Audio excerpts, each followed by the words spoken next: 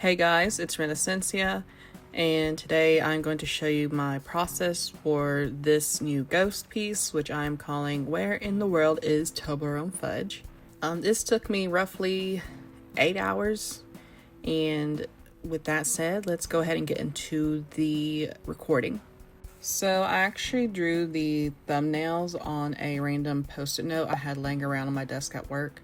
And then I went to ArtStudio Pro on my iPad and actually started sketching everything out in a bigger format. And I actually really enjoyed sketching Tobias's face, even though I have drawn his face so many times over the years. And the first time I saw his face was even before he was confirmed to be publicly confirmed to be the frontman of Ghost. But I've always loved his features. But no matter how many times I've drawn him over the years in my sketchbooks, I still sometimes have a hard time with getting everything right.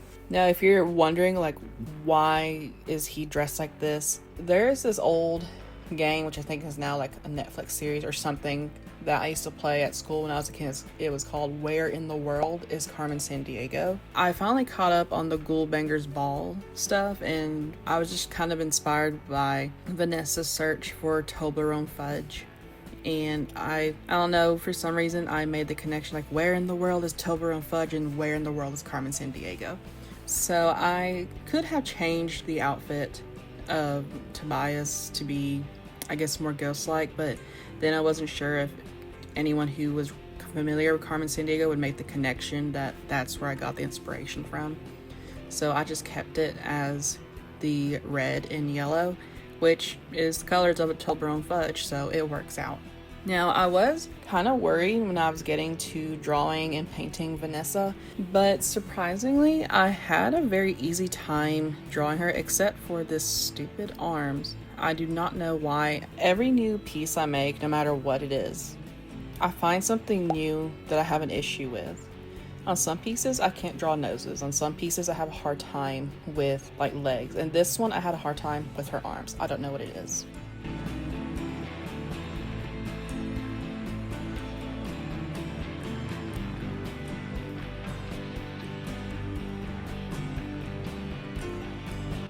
Now, the way I'm approaching painting this is actually different how I've been doing it in the past. I do like putting down that kind of base back layer so that there's no white peeking through. And this is kind of like how traditional painters do, where they kind of put almost like an undertone color so that it kind of shines through on when you put the final color and painting on top. Mira Byler here on YouTube is actually really good at that. That's kind of where I was inspired to do it. I just want to try something new for this. It's a bit different from what I usually paint. Now, I've been drawing people and learning to paint faces and render faces since I was a kid. So this was surprisingly, the actual rendering part was easy to me. But again, when it comes to Tobias's face, he has such unique features that are wonderful, but sometimes I have a hard time just getting them right and getting it right. He looks really creepy right now. I apologize for that. It gets better. Trust the process. Always trust the process. I debated a lot with what I wanted to do with the background because I wanted there to be a world or the globe for where in the world, is Carmen Sandiego or Toblerone Fudge in this case.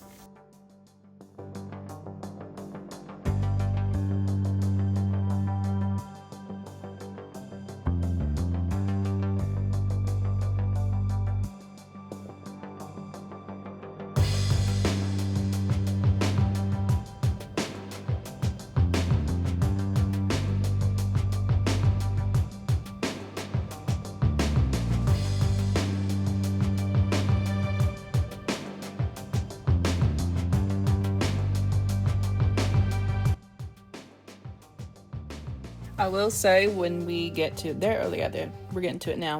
When it comes to the facial hair, I've always had issues with drawing facial hair, whether it be traditionally or digitally.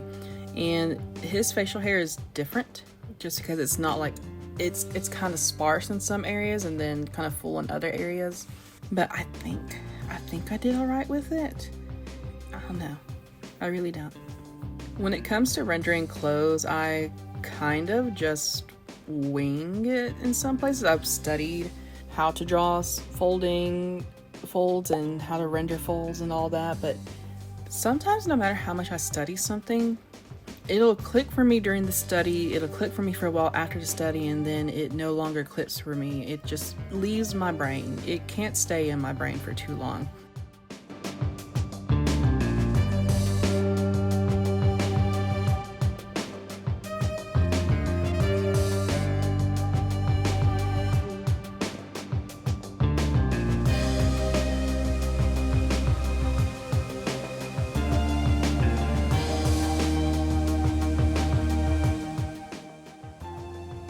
Now, I'm really glad I had references for Vanessa's face and everything, because again, I was just really nervous to approach her face to where I almost put off completing this just because I was nervous to render her face. And I did have to fix some things while I was rendering, but I was really surprised how good, at least to me, how good it looked. Like, I was pleasantly surprised. And as soon as I rendered her face, I was like, okay, like, I'm confident for the rest of this. Really, after Tobias's face, I was pretty confident, but I was worried about Vanessa's for sure. But she was surprisingly easy to draw and render. I think it's because she has such bold features, like her cheekbones and how she usually does her makeup and stuff. It just gave me a lot of reference points and a lot of colors to work with. Now, one thing, I have this problem where I can't always tell what people's eye colors are just from photos, unless like it's a really clear photo. So for Vanessa, I can't tell. Like, I eye dropped it and it looked green when you eye drop it from this photo, but then you look at her eyes in other places and you're like, are they hazel or are they darker? So in the end, I have them green right now, but then I had to kind of change it to kind of a more of a hazel at the very last second. So I don't know if that's right, and if it's not right, I am so sorry. But my eyes, I have terrible eyesight in general, so I don't know. I guess my brain doesn't work either. I would say the most difficult part of this whole thing was figuring out how to draw that magnifying glass. And I don't even know if you can tell it's a magnifying glass. I don't know how to render a magnifying glass. I looked at reference photos. Wasn't sure if it comes across correctly. Now, I still have more original work to do. By original, I mean like non-ghost or fandom related works to do. But I will say that I recently finished my Oblivion playthrough, and I have been dying since it was even announced that the remaster was coming out to do a crossover between Ghost and the Elder Scrolls. So I think I will start working on that. And let me know, like, for anyone who's interested in that, let me know if you want me to kind of do a screen recording of like my thoughts and some of my sketches, and then we'll do like the Speedpaint on my iPad for the actual final like drawing out and rendering. But I don't know if y'all be interested in seeing me like write out my thoughts and do those initial concept sketches for everything.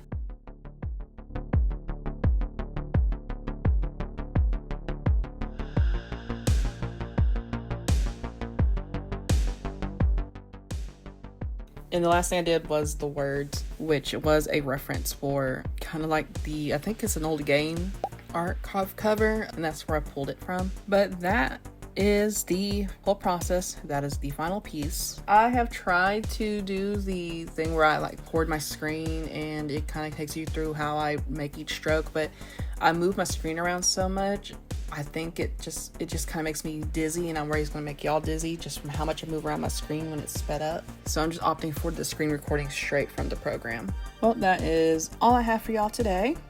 Thank you so much for watching. Thank you for listening to me ramble. I did not have a script today. I am literally just talking at you. I apologize if nothing makes sense. I hope y'all have a great day, and I'll catch y'all later.